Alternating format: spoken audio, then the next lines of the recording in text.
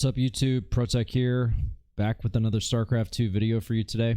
Today we're going to do a game analysis of a high-level Protoss versus Terran.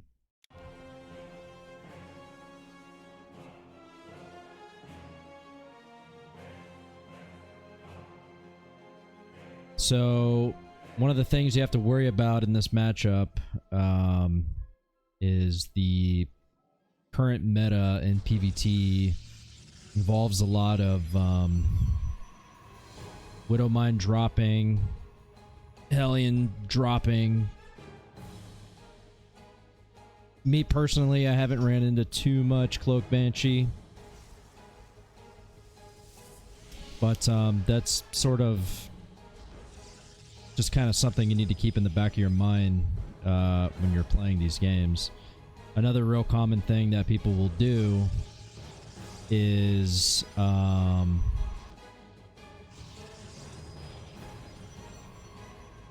they'll just like rally Hellions across the map, like 2 or 4, and just go for probe snipes. And of course this works because Protoss will generally have a low unit count for a long period of time. And I wouldn't read too much into what my teammate is doing here. He's just trolling. No reason to build that gas. So I generally will open with a 1-gate expand when I know I'm playing against Terran, because Protoss in Legacy of the Void plays at a pretty big economic advantage. And you can stay relatively safe by opening with an early gateway like this, or excuse me, an early nexus.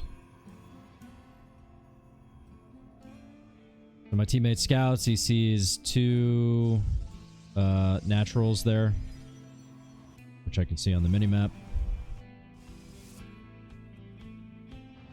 And so, you know, I'm just sort of weighing my options, like, what do I go, what do I do, how do I open? And in this game, I opt for the early Stargate. With the recent Void Ray buffs, Void Rays can really keep you safe to a lot of, you know, different aggressive plays that Terran might want to do, such as dropping, such as early, you know, Reaper plays, proxy plays, what have you.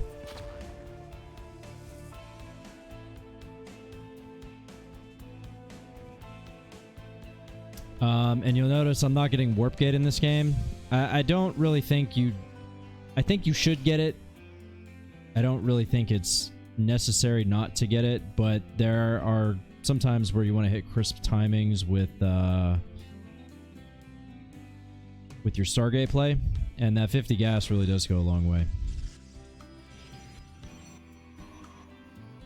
And you'll notice that this is not really a conventional 1v1 build, and that's basically due to the fact that if you have a teammate who is, you know, playing a gateway style, it's actually really inefficient to both play gateway style, because it gets scaled in the mid game.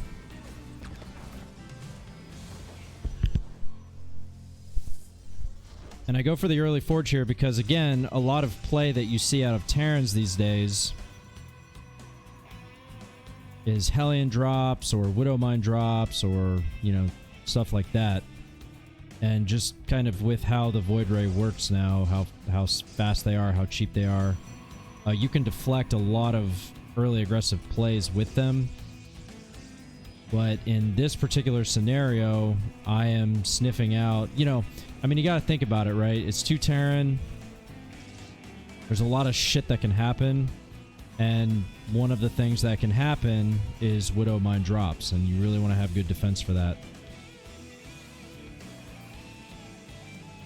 Now, this build I'm using in this game, I'm really working on economy, staying low on infrastructure, and the reason for this is because I know my teammate isn't a total moron. And so I'm really working on economy here. So you'll see there's a drop. Now that cannon deflects it, right? And as you'll see, there are the Widowmines. And he actually had gone for an early armory too, if you had noticed. There was a little red splotch on the mine there. So he was hoping that Protoss wouldn't have detection and that those Widow mines would deny mining for a long period of time. So you can kind of see how this build really lines up. Because even if that's like a Hellion drop, yeah, you might take some damage, but not really a whole lot. Just because of the power that you have from your Void Rays. So it's sort of a catch-all build. It allows you to take a quick third base. You know, while staying on a low infrastructure, it allows you to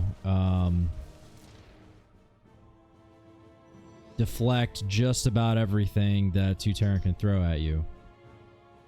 Now, normally I wouldn't recommend a build like this in solo queue, mainly because your teammate is not always going to be of a reasonable level, right? Because the weakness of this build is timing attacks, you know, like as soon as Stim finishes and they've got Vikings in their comp and they've got, you know, Cyclones in their comp, you can take a lot of damage from early aggressive timings, but you, as long as you have a teammate who isn't, you know, a doofus, this will definitely keep you in the game for quite a while you make a transition. And you'll notice my teammate is attacking here. The reason I'm not going with him is because there was a super long period of time there where they weren't cleaning that up, and so I chose to stay on my side of the map in case of a counter. You know, drop play or whatever. And so as you can see, I mean, our third bases are saturated. Their third bases are only just now getting, you know, starting to get going, right? And so, you know, I don't really have builds that I use per se. I just kind of play, like throughout the course of the game, I play as per how I feel. And because my teammates' units have been across the map for so long, while I haven't necessarily been looking at the fight, I can just kind of understand that he's trading somewhat reasonably. And so instead of staying on, you know, Void Ray or whatever, I move into carriers here.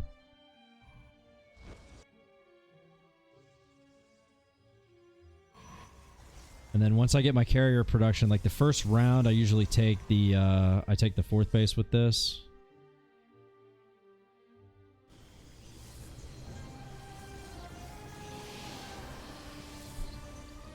And then from here, it's just sort of like, you know, because my teammate has kept them on the back foot for so long, it's sort of just, you kind of wait, and you wait for your opponents to make a mistake. Because obviously against Two Terran, with a Void Ray army, you can't really move across the map. You want to stay near your static defenses, because that's where that army is going to be strong up until you get to a reasonable carrier count, right?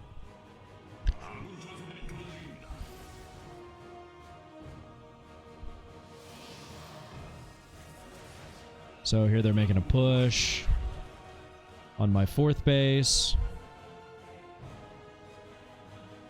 But by this time, you know, because he was aggressive and he kept them off the thirds, he kept them on their side of the map, I've had enough time to get a reasonable carrier count out. And so they're not really going to be able to push here. So I get to secure my fourth base. Now remember, all of these decisions that I have made has been based off of the aggressive plays that my teammate has been making.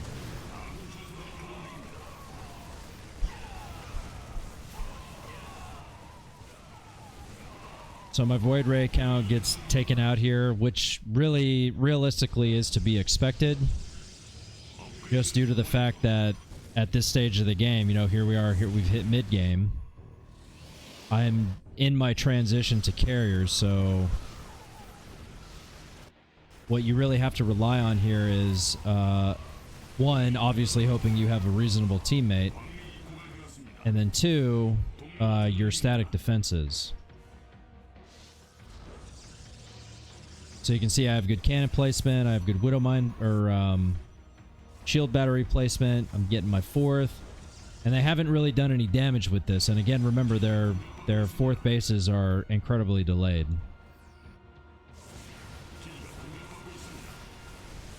And they know this, so that's why they keep making these attacks, because they know that they really can't let my 4th base get up, because if my 4th base gets up, they've traded so poorly throughout the course of this game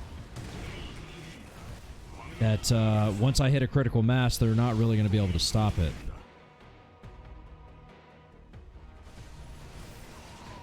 And then here, you know, we're pushing across the map, and this is basically just because they've taken such poor trades at my 4th base.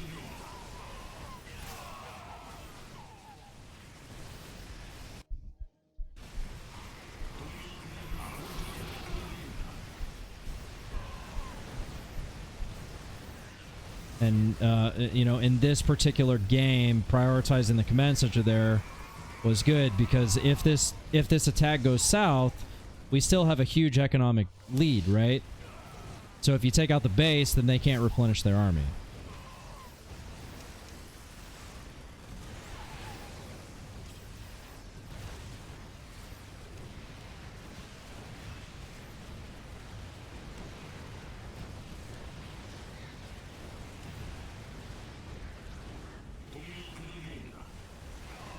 And then from this point forward, it doesn't really matter.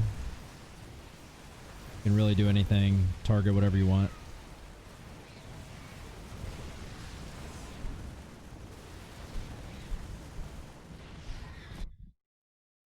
And that is all she wrote. So again, this is a build that can take you this build is something specifically that I have created for 2 Protoss versus 2 Terran. Again, it can be weak to early game pressure. So this is why I have included the Forge with the build, because you really need to have that cannon in the event of, you know, Hellion run bys or Widow Mine drops, things of that nature, right? Now, and just, you know, I would just want to reiterate that if you're going to use this build, you 100% have to have a teammate who knows how to play the game. So this is not going to work 100% of the time, but a lot of the time it will work if you have a reasonable teammate. So if you guys like the video, hit that thumbs up, subscribe, share it with your friends. And let me know in the comments if you guys like this style of analyzing and stuff like that, and I might continue doing more. Other than that, thank you for tuning in, and have a good day.